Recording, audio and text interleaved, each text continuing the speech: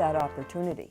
I mean, who gets the opportunity to start something yourself from scratch, knowing it's going to be a huge amount of work, but starting so. There's so much history here, and it's so hard for people to imagine what it was like coming in here. And I loved the kids right away, and we bonded. It was really good. It was really good. So. And the high school being built was probably one of the, certainly one of the biggest events these two towns have seen in a long time. And often. So to be part of establishing routines and traditions and, you know, and be at the ground floor of that was really, really kind of exciting. So. And I remember we needed a place to put stuff. So I started taking things I didn't want at home anymore here. And we were just so excited to start something just brand new. I have to say, you know, I can remember Anita and I coming in here, everything was under construction. There were certain parts of the building that you had to wear a hard hat. I think a lot of people knew that there was a new high school starting up, and those of us who were from out of district just started probably pelting the district with letters. I think I wrote one a week. Hard, but finally we got into school, and I was super excited because I knew I wanted to go back into teaching. I said, if I'm hired, what would I be teaching? And he said, oh, I've got that right here. He turned around, reached into a file drawer, and pulled out a blank piece of paper and said, here's your curriculum. You teach what you want to teach. But when I started here in '90, the fact that there was going to be a computer in every single classroom was a huge thing.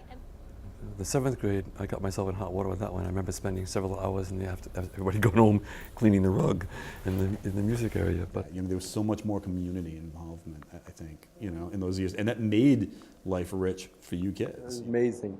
It's sort of a combination between a talent show and a Saturday Night Live, Friday Night Live.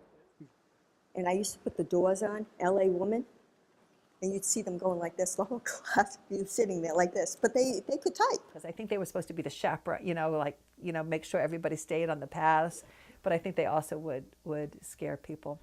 And they said, okay, let's brainstorm. So we all brainstormed, and that was the one, the Night of the Living Dead, which was a stunner.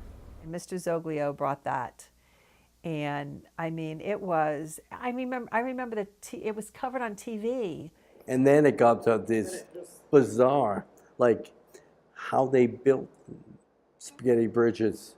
You know, having you or I come in with, you know, with their measurement and, you know, doing all of that was unbelievable. It was one of the most amazing things.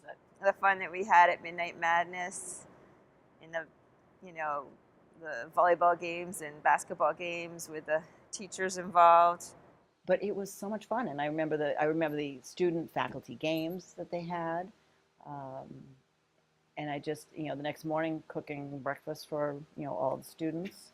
Yeah, well, I love saying to my students, I've had that in my classroom since before you were born, since long before you were born. We finally have our school, and to be part of the ground up of conversations about, well, what are the school colors and what colors are the gowns, being involved in that first full graduation and things. Yeah, the graduations used to be out in the courtyard.